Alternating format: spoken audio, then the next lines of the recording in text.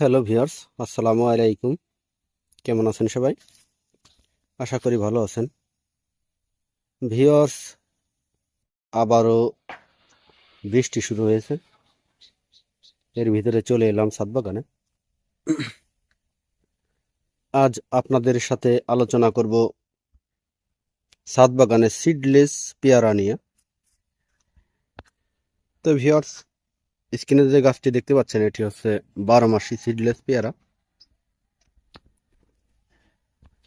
এটি বেশ কয়েকদিন আগে আমি সংগ্রহ করেছিলাম। সংগ্রহ করার পর রেস্টে রেখে গাছটিকে 18 লিটার একটি টবে রোপণ করে দিয়েছি।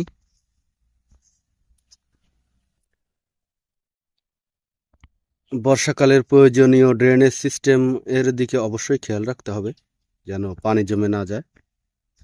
এবং মিডিয়া হিসেবে যেটা দিয়েছি সেটি হচ্ছে জৈব সার, যেটা পচা গোবর এবং মোটা বালি, কিছু ধানের চিটা দিয়েছি এবং হালকা কিছু মাটি দিয়েছি।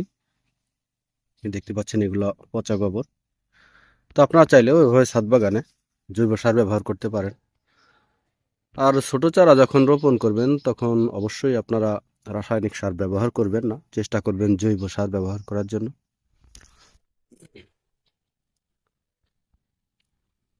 তো টবের নিচে বেশ কিছু ছিদ্র করে দিয়েছি যেন পানিটা জমে না থাকে। তো অনেক বৃষ্টির পরেও স্বাভাবিক, কোনো প্রকার পানি জমে নেই। তো গাছটিতে বেশ কয়েকটি ডালপালা রয়েছে, আবার নতুন করে গ্রোথ শুরু হয়েছে মাশাআল্লাহ। এই দেখতে পাচ্ছেন নতুন করে গ্রোথ শুরু হয়েছে। তো আমি গাছটিকে প্রুনিং এর মাধ্যমে ঝোপালো করব।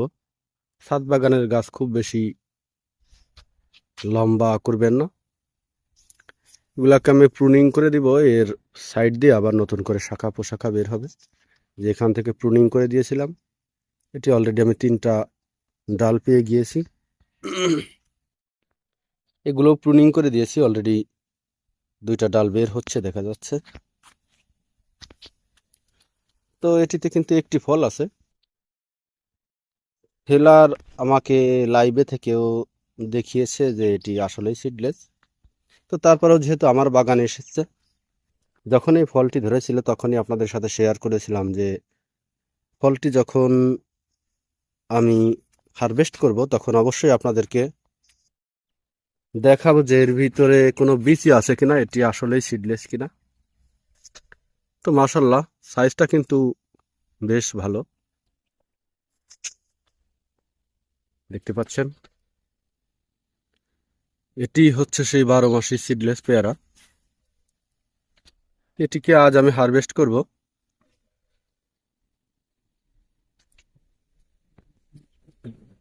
এবং আপনাদেরকে কেটে দেখাবো যে আসলে এটি সিডলেস কিনা।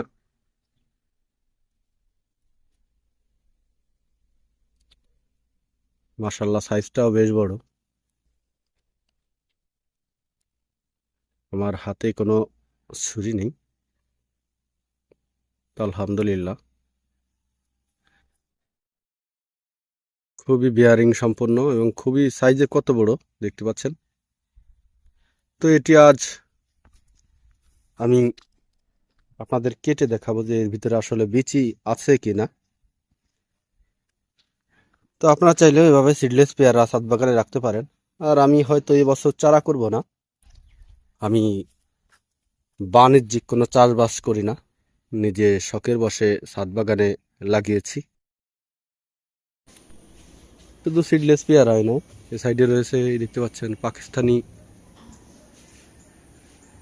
আনার, এখানে রয়েছে মিসাইল হক জামরুল, পাশে রয়েছে অস্ট্রেলিয়ান আনার। দেখতে পাচ্ছেন বেশ কি সুন্দরভাবে ফুল ও ফল আসা শুরু করেছে। এ সাইডে রয়েছে ফুলে অরাফতা, এ সাইডে রয়েছে আরো একটি জাত অস্ট্রেলিয়ান। আপনারা চাইলেও এগুলো গাছ ছাদ বাগানে রাখতে পারেন। দেখতে পাচ্ছেন প্রচুর পরিমাণে ফলন এসেছে, কিছু ফলও অলরেডি সেট হয়ে গিয়েছে। তো এভাবে প্রায় অনেক প্রজাতির গাছই ছাদ বাগানে রোপণ করে দিয়েছি, পর্যায়ক্রমে সেগুলো আপনাদের সাথে শেয়ার করব। এবং এর পরিচর্যাগুলো এবং ফল বিবিধ প্রকারের সমস্যা নিয়ে আলোচনা করব। তো সেসব আলোচনাগুলো দেখতে চাইলে, সেসব ভিডিওগুলো দেখতে চাইলে অবশ্যই চ্যানেলটি সাবস্ক্রাইব করবেন। ধন্যবাদ সবাইকে, ভালো থাকবেন সবাই।